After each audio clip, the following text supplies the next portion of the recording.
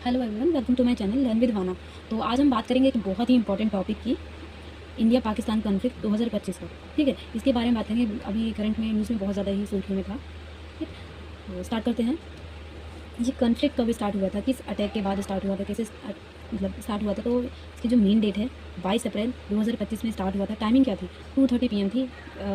ये क्या था यहाँ पे कि एक अटैक के द्वारा स्टार्ट हुआ था। कैसा अटैक था? टेररिस्ट अटैक था। कहाँ पे? पहलगाम में टेररिस्ट अटैक था 22 अप्रैल 2025 के दिन दोपहर 2:30 PM में। ठीक है, अगर हम पहलगाम देखें तो पहलगाम की लोकेशन कहाँ है? पहलगाम कहाँ पड़ता है? तो जम्मू एंड कश्मीर के स्टेट में वहाँ पे है। ठीक है, जम्मू एंड कश्मीर के स्टेट में है। तो जम्मू एंड कश्मीर की 2 कैपिटल्स होती है, आपको भी पता होगी। ठीक है, श्रीनगर को इसके जो समर कैपिटल बोला जाता है और जम्मू को इसका विंटर कैपिटल बोला जाता है। ठीक है, और जो श्रीनगर है वहाँ पे हुआ था।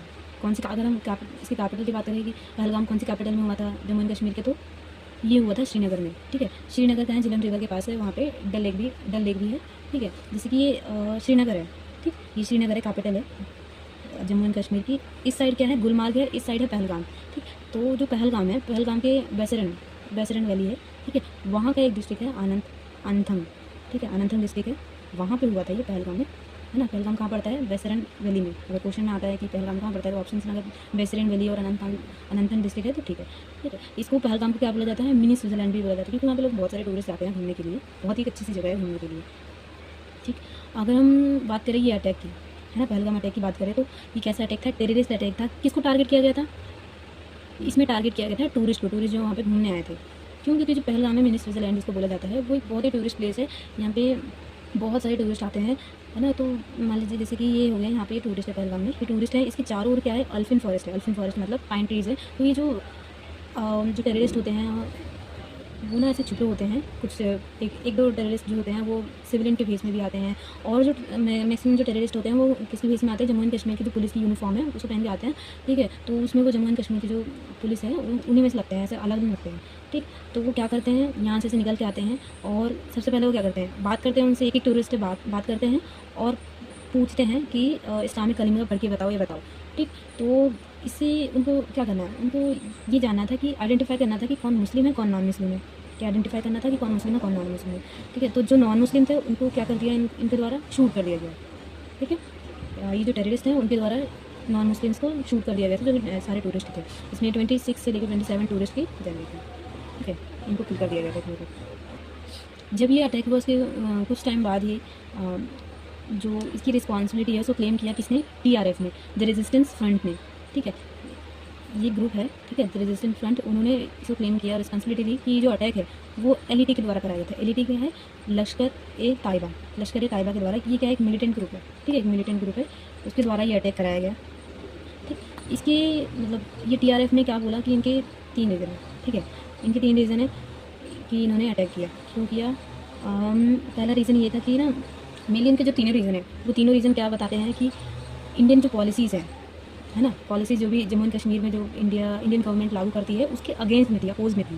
ठीक है, तो पहला रीज़न तो ये है कि जो जम्मू एंड कश्मीर में जो डेवलपमेंट प्रोग्राम्स हो रहे हैं, है ना, तो उसके खिलाफ थी। दूसरा कि जो इंफ्रास्ट्रक्चर है ना, जो इंफ्रास्ट्रक्चर है उसको अच्छा कर दिए, और प्रोग्राम क्रिएट करती है बहुत सारे, और बड़े टूरिज़्म प्रोग्राम भी लाती है इंडिया जम्मू एंड कश्मीर के लिए, तो वो उसके अगेंस्ट में भी थी। तीसरा जो मेन रीज़न है वो 370 का जो रिमूव किया गया था ना, उसके अगेंस्ट में थी। ये कब हुआ था? ये रिमूव कब हुआ था? 5 अगस्त 2019 को रिमूव किया गया था। ठीक, 5 अगस्त 2019 को ये 370 जो आर्टिकल है रिमूव कर दिया गया था। 370 आर्टिकल क्या था?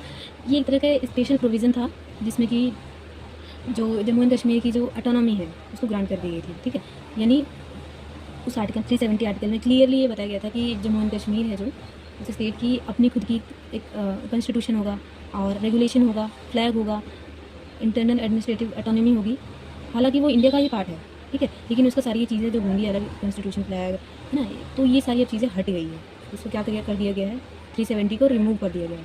ठीक है, तो इसी के इन तीनों के ही अगेंस्ट में ये TRF ने ऐसा अटैक किया। इनकी ये कारण है। ठीक, क्योंकि क्या है कि जो पाकिस्तान है वो जम्मू एंड कश्मीर को अपना पार्ट, मतलब अपने ही क्षेत्र में मानता है, अपने ही देश मानता है, अपने ही देश का एक हिस्सा मानता है। इसीलिए दोनों के बीच में विवाद चलता ही रहता है, इंडिया और पाकिस्तान में जम्मू एंड कश्मीर को लेकर। ठीक है, तो हम इन सबको ये देखते हुए कि एक चीज़ बोल सकते हैं कि ये अचानक से हुआ एक अटैक या फिर कोई घटना नहीं थी, है ना। ये पूरी तरीके से प्री प्लान टेरर अटैक था। जो पहलगाम का अटैक था वो प्री प्लान अटैक था।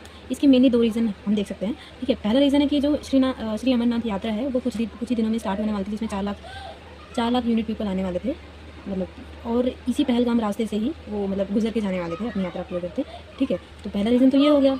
दूसरा रीज़न ये है कि जो यूएस के वाइस प्रेसिडेंट थे जेम्स डेविड वैंस, वो भी इंडिया विजिट करने आए थे उसी टाइम, 22 अप्रैल के टाइम पे ही, ठीक है। तो ये दोनों मोटिव हो गया, सॉरी ये दोनों रीज़न हो गया। और उनका मेन मोटिव क्या था, अगर हम मेन एम मोटिव की बात करें पाकिस्तान की, तो उनका था कि उनका ये नहीं था कि जो वायलेंस है वो क्रिएट करना। मेन उनका मोटिव था कि इंडिया के जो पीस की डेफिनेशन है, इंडिया की पीस की डेफिनेशन को चेंज करना और पूरे वर्ल्ड में इंडिया को वीक साबित करना, ठीक है। पहले अटैक करके वीक साबित करना, ठीक। और ऐसा पहली बार नहीं था कि पाकिस्तान ने ऐसा कुछ किया हो इंडिया पे। इसके पहले भी हुआ था 2001 में, जब कश्मीर में अटैक हुआ था, जब जेडी वांस विजिट करने आए थे, बिल क्लिंटन भी आए थे, ठीक है। 2000 में इंडिया ट्रिप पे आए थे, तब भी कश्मीर में अटैक हुआ था, जिसमें 36 सिविलियन मारे गए थे इस अटैक में, ठीक। इस पूरी घटना को देखते हुए जो इंडियन आर्मी है और इंडियन गवर्नमेंट है, उन्होंने फैसला लिया कि अब इतना हम सहन नहीं करेंगे, हमारे जो सिविलियन हैं उनको मार दिया गया, मतलब, और इसके साथ साथ टूरिस्ट हैं उन पर भी हमला किया गया, मार दिया गया। इसके खिलाफ हम एक कड़ा रिस्पांस देंगे ही देंगे पाकिस्तान को, ठीक है। क्योंकि इंडिया कभी भी सामने से पहले वॉर नहीं करता है, वो एक तरह से रिस्पांस करेगा, ठीक है। तो वो रिस्पांस करता है, 5 इसके क्या रिस्पांस होते हैं, 5 इंडियन बिग स्टेप्स लेता है अगेंस्ट पाकिस्तान, ठीक है। तो पहला रिस्पांस उसका क्या होता है इंडिया का, कि suspension of Indus water treaty, ठीक है। इंडस वाटर ट्रीटी को, जो ये ट्रीटी है, इसको सस्पेंड कर देता है, मतलब अब ये फॉलो नहीं की जाएगी इंडिया और पाकिस्तान के बीच में। ये क्या थी ट्रीटी, अगर हम इस ट्रीटी की बात करें तो एक तरह से वाटर शेयरिंग अग्रीमेंट था। ये 2 देशों के बीच हुआ था, एक तो इंडिया और पाकिस्तान, इन दोनों देशों के बीच में हुआ था 19 सितंबर 1960 में कराची में। कहाँ हुआ था, 19 सितंबर 1960 कराची में, ठीक है। ये वहाँ पे साइन हुआ था दोनों देशों के बीच में, है ना। दोनों देशों की सहमति थी वाटर शेयरिंग पे, और ये साइन किसके द्वारा हुआ था, ये वर्ल्ड बैंक भी इसमें शामिल था, ठीक है। वर्ल्ड बैंक के द्वारा ही कराया गया था ये अच्छे से। इसके साथ साथ इसमें इंडिया के जो पीएम थे वो जवाहरलाल नेहरू थे, पाकिस्तानी जो प्रेसिडेंट थे वो अयूब खान थे। इन दोनों देशों के बीच में, इन दोनों मिनिस्टर के द्वारा अग्रीमेंट साइन हुआ था, ठीक है। तो इस एग्रीमेंट में क्या था, एग्रीमेंट में था कि जो ईस्टर्न रिवर्स है वो इंडिया को दी जाएगी, ठीक है। जैसे कि ब्यास हो गया, सतलुज हो गया, रावी हो गया, ठीक। और वेस्टर्न रिवर्स है जैसे कि चेनाब, झेलम, इंडस, ये पाकिस्तान को दी जाएगी, ठीक है। इसका जो मतलब कुल मिला के इन तीनों नदियों का जो शेयर्स है, मतलब इनका यूज़ है जो, वो दिया जाएगा इंडिया को, और इन तीनों नदियों का शेयर किसको दिया जाएगा, पाकिस्तान को दिया जाएगा, ठीक है। और ये वाटर डिस्ट्रीब्यूशन ट्रीटी थी, तो ये ट्रीटी इसलिए हुई थी कि जैसे कि जो पानी की जो प्रॉब्लम है ना, एग्रीकल्चर में भी और भी बहुत सारी चीज़ों में, है ना, दोनों देशों में, तो उसको अच्छी तरीके से बनाए रखने के लिए, प्रॉब्लम सॉल्व करने के लिए, है ना। इसके साथ साथ एक अच्छा सा रिलेशन बन पाए पाकिस्तान और इंडिया के बीच में, इसलिए ये ट्रीटी की गई थी 19 सितंबर 1960 में कराची में साइन की गई थी, ठीक है। तो इसको क्या किया, इंडिया ने सस्पेंड कर दिया, बिल्कुल मना कर दिया, मतलब। तो इससे क्या हुआ, पाकिस्तान को इससे क्या नुकसान, इससे कुछ हुआ भी इससे, बिल्कुल पाकिस्तान को इससे भारी नुकसान हुआ। आप देखेंगे भी इस पर मीम्स भी बने और वीडियोज़ भी बहुत सारी आती थी यूट्यूब पे, है ना। तो सबसे पहले उसका क्या था, इससे क्या इफेक्ट पड़ा पाकिस्तान पे, पहला वाटर डिपेंडेंसी कैसे, कि जो पाकिस्तान का जो पंजाब और सिंध जैसा एरिया है, पंजाब और सिंध का जैसे एरिया है थोड़ा सा, ठीक है। तो उसमें वो हैविली डिपेंड करता है झेलम, इंडस और चिनाब नदियों से ही, ठीक है। तो इससे क्या हुआ कि इनको फूड क्राइसिस हुआ, जब वहाँ की जब फसल होंगी नहीं, है ना, जब उस एरिया की फसल होंगी नहीं तो क्या होगा, फूड क्राइसिस ही होगा, ठीक है। तो ये प्रॉब्लम हुई पाकिस्तान को इससे। दूसरा ये था कि इस ट्रीटी के सस्पेंड होने से इम्पैक्ट पड़ा उनकी फूड सिक्योरिटी पे कैसे इम्पैक्ट पड़ा, क्योंकि क्या था कि जो 90% ऑफ एग्रीकल्चर है पाकिस्तान का, वो फूड प्रोडक्शन पे डिपेंड करता है, जो कि इरीगेशन पे, मतलब सिंचाई वगैरह पे डिपेंड करता है। सिंचाई भी कैसे होगी, पानी से होगी। तो जब इंडस का जो पानी है उसको रोक दिया गया तो क्या हुआ, इससे यही नुकसान हुआ। इन तीनों नदियों का पानी जब रोक दिया गया कि तो इरीगेशन बहुत लो होते होते बिल्कुल ख़त्म सा हो जाएगा, तो क्या होगा, पाकिस्तान में भुखमरी सी आ जाएगी, फूड सिक्योरिटी की प्रॉब्लम क्रिएट हो जाएगी। जैसे कि पाकिस्तान की जो कुछ मुख्य फसलें हैं, जैसे कि शुगर केन हो गया, वीट हो गया, राइस हो गया, तो ये सारी जो ये तीनों जो ऐसी बहुत सारी भी हैं, ये तीनों जो फसलें हैं, इनको बहुत ज़्यादा पानी चाहिए तभी ये ग्रो करती हैं, ठीक है। तो ये एक हो गया इम्पैक्ट। तीसरा क्या पाकिस्तान को इफेक्ट पड़ेगा सस्पेंशन से, तो एनर्जी शॉर्टेज कैसे, कि पाकिस्तान क्या है, जो पाकिस्तान के डैम्स है, जो वो इलेक्ट्रिसिटी इन्हीं नदियों से ही मतलब बनाते हैं। तो अगर इलेक्ट्रिसिटी नहीं बनेगी तो क्या होगा, इलेक्ट्रिसिटी कम होगी, इलेक्ट्रिसिटी क्राइसिस भी हो जाएगा, ठीक है। इसलिए इम्पैक्ट पड़ेगा।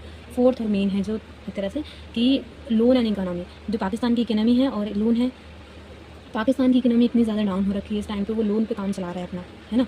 आपको भी पता होगा कि उन्होंने, पाकिस्तान ने पहले ही इतने सारे लोन और फंड ले रखे हैं IMF से, है ना। तो इसके साथ साथ अगर वो अपने फूड के लिए, खाने के लिए भी अगर दूसरे देश से अगर इंपोर्ट करके खाना वगैरह लाते हैं या फूड, सारी चीज़ें, है ना, तो इससे क्या होगा, अमाउंट और ज़्यादा बढ़ जाएगा। क्या होगा, लोन का जो दर है या लोन की जो लोन फंड, ये सारी चीज़ों से क्या होगा, इस पर बहुत ज़्यादा इफेक्ट पड़ेगा पाकिस्तान की इकनॉमी पे, ठीक है। तो ये तो हमने बात कर ली जो इंडिया का फर्स्ट मेजर स्टेप था, suspension of Indus water duty, ठीक है। अब दूसरे स्टेप की बात करते हैं, इंडिया ने जो रिस्पॉन्स लिया पाकिस्तान के अगेंस्ट में। सेकंड क्या था, सेकंड था and the cross border movement, मतलब जो पाकिस्तान और इंडिया के बीच में जो क्रॉस बॉर्डर मूवमेंट है उसको एंड कर दिया गया, कैंसिल कर दिया गया, ठीक है, चाहे वो लोगों का हो चाहे गुड्स का हो, ठीक है। तो ये सारी चीज़ें थी, और उन लोगों को बोला गया कि जो कि इंडिया में हैं, सॉरी, जो इंडियन हैं जो पाकिस्तान में है ना, और जो पाकिस्तान के जो सॉरी, मेरे कहने का मतलब ये है कि जो इंडिया में पाकिस्तानी अभी बसे हुए हैं या है ना, जो घूमने आए थे या किसी काम से आए हैं कुछ भी, तो उनको 1 मई से पहले जाना होगा, ठीक है। उनका वीज़ा तब तक वैलिड रहेगा, 1 मई तक वैलिड रहेगा, उसके बाद इनवैलिड हो जाएगा, ठीक है। उसके बाद वो जा नहीं सकते हैं, तो उससे पहले 1 मई से पहले इनको जाना है, ठीक है। जो थर्ड रिस्पॉन्स है इंडिया की तरफ से पाकिस्तान के लिए, वो था cancellation of SAARC visa Pakistani nationals, ठीक है। इसमें ये क्या था, जो सार्क वीज़ा के तहत जो पाकिस्तानी नेशनल्स आए थे, मतलब रह रहे थे या आए थे इंडिया में, अब उस सार्क वीज़ा को अब इनवैलिड कर दिया जाएगा। उनको 48 आवर्स में पाकिस्तान, मतलब उनको इंडिया से बाहर जाना ही पड़ेगा, ठीक है, जो कि सार्क वीज़ा से इंडिया में रह रहे हैं। और तीसरा मेजर स्टेप ये भी था कि जो पर्सोना नॉन ग्राटा है उसको डिक्लेयर कर दिया गया था। इसमें क्या था कि जो आर्मी, एयरफोर्स और नेवी है, ठीक है, आर्मी, एयरफोर्स, नेवी है किसकी, पाकिस्तान की। आर्मी, एयरफोर्स, नेवी है पाकिस्तान की, जो कि इंडिया में है, जो कि इंडिया में रह रही है या कहीं से भी है, तो उनको 7 दिनों में अपने मुल्क जाना पड़ेगा, मतलब पाकिस्तान जाना पड़ेगा, इंडिया से निकलना पड़ेगा उनको 7 दिनों के अंदर तक में, ठीक है। और इसके साथ साथ और उन लोगों को भी बुलाया गया, है ना, कि वो लोग रिटर्न आ जाए जो कि पाकिस्तान में भी हैं, इंडियन एडवाइजर्स हैं, जो पाकिस्तान में इंडियन एडवाइजर्स हैं, वो इंडिया वापस आ जाए, उन लोगों को भी बोला गया, ठीक है। इसके साथ साथ 5वां स्टेप क्या था, 5वां स्टेप ये था, रिस्पॉन्स ये था कि जो इंडियन हाई कमीशन है, उसमें इंडियन हाई कमीशन में डिप्लोमेटिक स्टाफ मेंबर रिड्यूस कर दिए गए थे। क्या किया गया था, कम कर दिए गए थे जो स्टाफ के मेंबर है। पहले क्या था कि 55 थे, अब उनको 55 से 30 कर दिए गए, ठीक है। तो ये है मेजर स्टेप इंडिया के द्वारा लिए गए। अब अगर इंडिया कुछ करता है, उसको कॉपी तो पाकिस्तान भी करेंगे पाकिस्तान भी, है ना। तो पाकिस्तान ने क्या रिस्पॉन्स किया, जैसे कि इंडिया ने ये 5 स्टेप्स लिए, तो पाकिस्तान ने भी अपने कुछ स्टेप्स लिए। पहला था कि पाकिस्तान के स्टेप्स और रिस्पॉन्स ये था, पहला रिस्पॉन्स ये था कि उन्होंने पूरी तरीके से डिनाई कर दिया, मतलब मना कर दिया कि उनका पाकिस्तान का कोई इन्वॉल्वमेंट है ही नहीं पहलगाम अटैक में। क्या था पहला, कि पहलगाम अटैक में पाकिस्तान का कोई इन्वॉल्वमेंट नहीं है, कोई भी इन्वॉल्वमेंट नहीं है। दूसरा ये था कि जो ट्रेड है ना, एक देश से दूसरे देश, उसको इसमें रिस्ट्रिक्शन लगा दी, रोक दी पूरी तरीके से, कि अब ट्रेड नहीं होगा दोनों देशों के बीच में। तीसरा ये था, पाकिस्तान ने शिमला एग्रीमेंट है उसको सस्पेंड कर दिया गया, ठीक है। इन्होंने शिमला एग्रीमेंट सस्पेंड कर दिया। शिमला एग्रीमेंट क्या था कि ये एक तरह की पीस ट्रीटी थी, है ना, 2 देशों के बीच में, पाकिस्तान और इंडिया के बीच में थी। कब ये साइन हुई थी, 2 जुलाई 1972 शिमला में हुई थी, ठीक है। ये शिमला में हुई थी, हिमाचल प्रदेश के शिमला में ये ट्रीटी साइन हुई थी 2 जुलाई 1972 में। दोनों देश के बीच में एक तरह से पीस ट्रीटी थी, पीस एग्रीमेंट था, ठीक। इसमें पाकिस्तान के जो प्रेसिडेंट थे वो कौन थे, जुल्फ़िकार अली भुट्टो। इंडियन पीएम के कौन थे, इंडियन पीएम के थे इंदिरा गांधी, ठीक है। तो इंदिरा गांधी और जुल्फ़िकार अली भुट्टो के बीच में ये साइन हुआ था पाकिस्तान इंडिया के बीच में 2 जुलाई 1972 में हिमाचल प्रदेश के शिमला में, ठीक। ये एक तरह से बायलैटरल रिलेशंस था, बायलैटरल रिलेशन के लिए था ये, मतलब इंडिया और पाकिस्तान के बीच में जो इकोनॉमिक ट्रेड है उसमें कॉपरेशन हो। दूसरा कि जो कल्चरल एक्सचेंज है, मतलब एक देश का कल्चर दूसरे देश में कल्चर, उसमें जो एक तरह से ग्लोबलाइजेशन है ना, तो एक देश का कल्चर दूसरे देश में जाए, है ना, अच्छे रिलेशंस के लिए था कोई मिला के ये ट्रीटी। और जो डिफेंस है उसमें भी कॉपरेट किया जाए दोनों देशों को एक दूसरे के द्वारा, और पॉलिटिकल लेवल पे भी एक अच्छे तरीके से सहमति हो, सारी चीज़ें हैं, ठीक है। और अगला क्या था पाकिस्तान का रिस्पॉन्स, अगला ये था कि उन्होंने अपने एयर स्पेस को क्लोज़ कर दिया था पूरी तरीके से, ठीक है। एयर स्पेस को क्लोज़ कर दिया गया था। ये हमारे लिए थोड़ा सा दिक्कत वाली बात हो सकती है। बाकी इन तीनों से तो इंडिया को कोई फ़र्क नहीं पड़ता है इतना, ठीक है, जितना हमारे रिस्पॉन्स से पाकिस्तान को पड़ रहा है। बेसिकली देखिए, अब ये तो हो गया इंडिया ने जो रिस्पॉन्स किया है ना, पाकिस्तान के भी अपने एक अलग रिस्पॉन्स है। तो इससे हम देखा जाए इस पूरे अटैक और सारी चीज़ों को लेके, तो इंडिया के पास 3 ऑप्शंस है। क्या ऑप्शंस है? 3 ऑप्शंस है इस इन सारी चीज़ों को विराम दिलाने के लिए। पहला है कि टेक मिलिट्री एक्शंस लेना चाहिए इंडिया को, जैसे कि एग्जांपल के तौर पे जैसे इजराइल और फ़लस्तीन के बीच में जब वॉर और कॉन्फ्लिक्ट वगैरह ये सारी चीज़ें इतनी चल रही थी, है ना, टेंशन चल रही थी, तो इजराइल ने क्या किया था, आपने मिलिट्री एक्शन लिया था अगेंस्ट, है ना, अगेंस्ट गाज़ा, ठीक है। और सेकंड क्या है, सेकंड ऑप्शन क्या है? सेकंड ये है कि एक सीक्रेट मिशन या फिर ऑपरेशन किया जाए, है ना, secret with the help of secret intelligence. For example जैसे कि ओसामा बिन लादेन है, उनको सीक्रेटली यूएस में मार दिया गया था इंडिया के द्वारा, है ना, किसके द्वारा? इंडिया के द्वारा। थर्ड ऑप्शन क्या है कि diplomatic isolation and weakness. Diplomatic isolation मतलब कि पूरे वर्ल्ड में पूरे वर्ल्ड में किसी देश को एक कारण बता के या दिखा के या समझा के, है ना, तो उनको उस देश को वीक बता देना। जैसे कि एग्जांपल हो गया यूएसए ने क्या किया था, इन्फॉर्मेशन, मतलब उन लोगों ने पूरी उनकी जो अफगानिस्तान ताइवान है उसके बारे में पूरे देश में सूचित कर दिया था और बता दिया था, है ना, पूरी न्यूज़ में हर जगह। तो इससे क्या हुआ कि एक तरीके से उसमें उसकी क्या हो गई, वीकनेस आ गई, है ना, इसके अंदर एक वीकनेस आ गई। तो एक ये भी ऑप्शन है, डिप्लोमेटिक आइसोलेशन। प्लस इंडिया को एक स्ट्रॉन्ग डिटरेंट सेट करना पड़ेगा, है ना, इन सारे कन्फ्लिक्ट और अटैक्स के लिए, ताकि आगे फ्यूचर में ऐसी कोई प्रॉब्लम क्रिएट ना करे पाकिस्तान या फिर अदर कोई कंट्री भी। पूरे वर्ल्ड के सामने एक स्ट्रॉन्ग डिटरेंट लेना पड़ेगा पूरी इंडिया को, कि आगे कोई भी देश किसी भी तरह का अटैक या फिर ऐसी चीज़ें इंडिया के साथ ना करे, क्योंकि ऐसी चीज़ें इंडिया बर्दाश्त नहीं करेगा। इंडिया अपने नेशनल इंटरेस्ट को सबसे पहले सर्वोपरि रखता है, ठीक है। तो ये सारे ऑप्शन हो गए इसके। अब बात करते हैं ये दोनों देशों के बीच में, जैसे कि पाकिस्तान ने भी अपना रिस्पॉन्स किया, जो भी ट्रीटी वगैरह थी उनको क्लोज़ किया, जो भी था, है ना, और इंडिया ने भी अपने जो हो सकता था वो किया। फिर 7 मई को एक चीज़ न्यूज़ में आ गई, ऑपरेशन मॉकड्रिल, ठीक है, ऑपरेशन मॉकड्रिल या फिर ऑपरेशन अभ्यास। इसमें क्या था, सबसे पहले इसकी डेट है, इसको याद रखिए, एग्जाम में बहुत बारी पूछा जाता है, ठीक है, पूछा जाएगा कि इसकी डेट क्या थी ऑपरेशन की, है ना। ऑपरेशन मॉकड्रिल और अभ्यास दोनों सेम ही है, कि नाम है ना, एक तरह से अभ्यास था ये।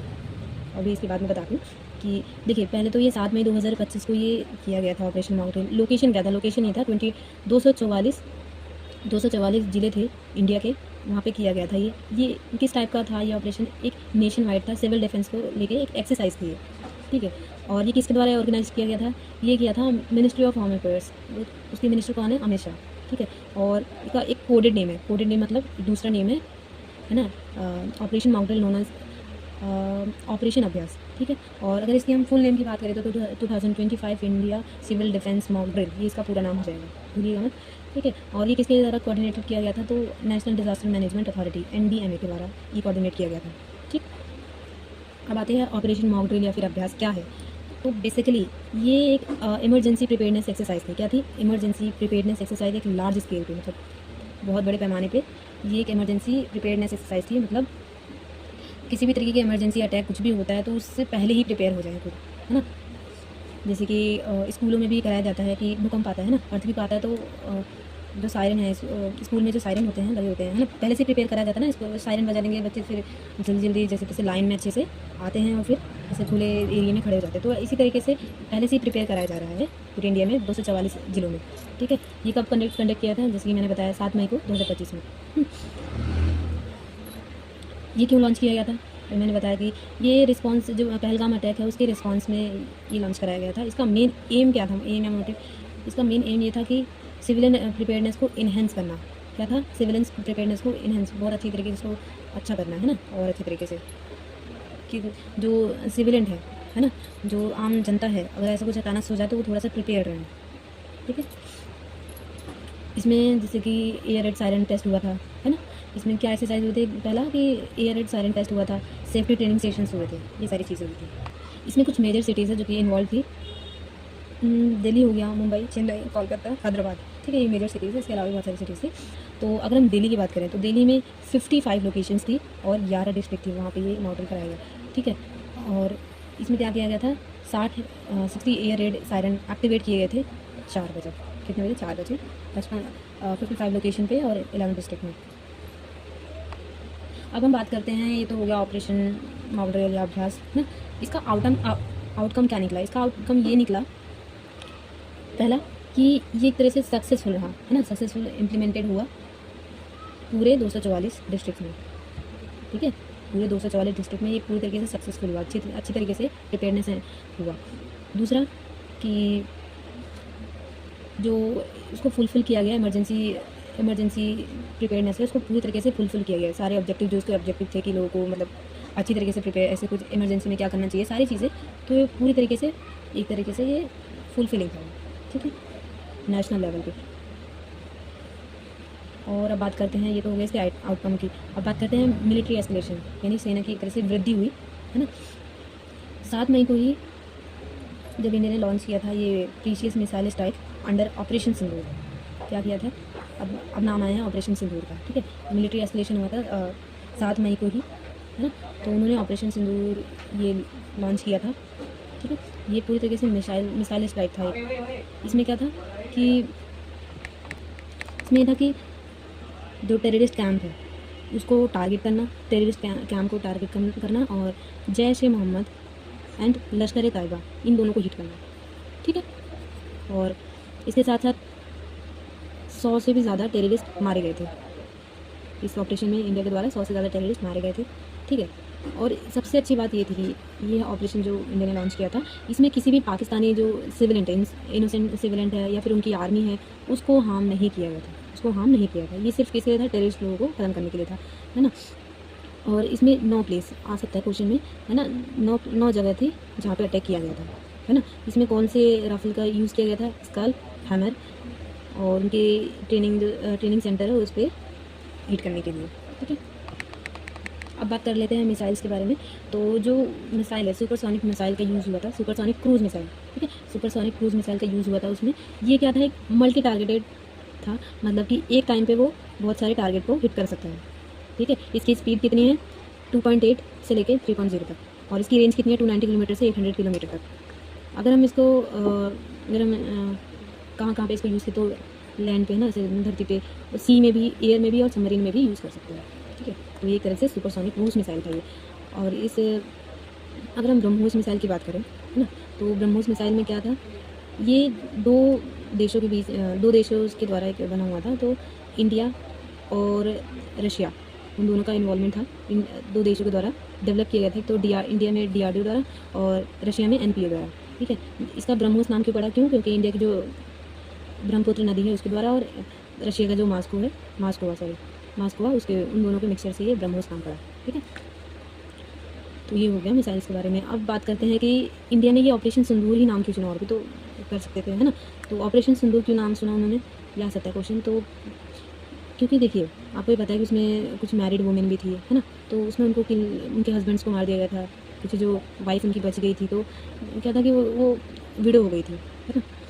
तो उन्हीं का जो विक्टिम है ना, जो इनोसेंट विक्टिम है, उन्हीं के ऐसे किल कर दिया गया था, उन्हीं के खिलाफ, इसी चीज़ के खिलाफ ये इसका नाम रख दिया गया था ऑपरेशन सिंदूर। क्योंकि उनसे क्या है कि जो बहुत सारी औरतें हैं, है ना, मैरिड औरतें थी, उनका क्या है, सिंदूर एक तरह से छीन गया था, तो इसलिए इसका नाम रखा गया था ऑपरेशन सिंदूर, ठीक।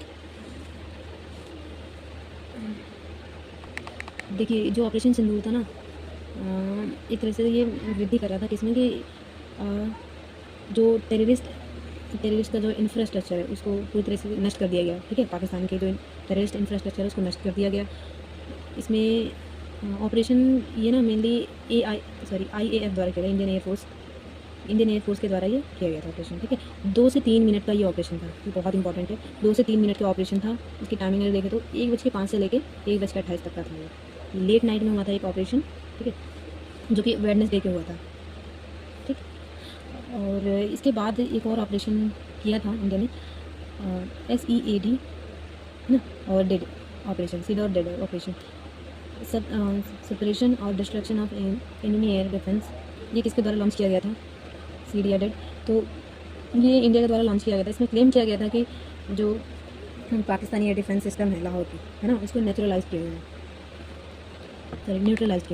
ठीक है, उसको क्लेम किया गया था। ये पाकिस्तान भी अपनी तरह से थोड़ा सा रिस्पॉन्स तो करेगा ही, है ना। तो उन्होंने क्या किया, एयर स्ट्राइक किया और एक्सप्लोशंस किया इंडियन टेरिटरी पे।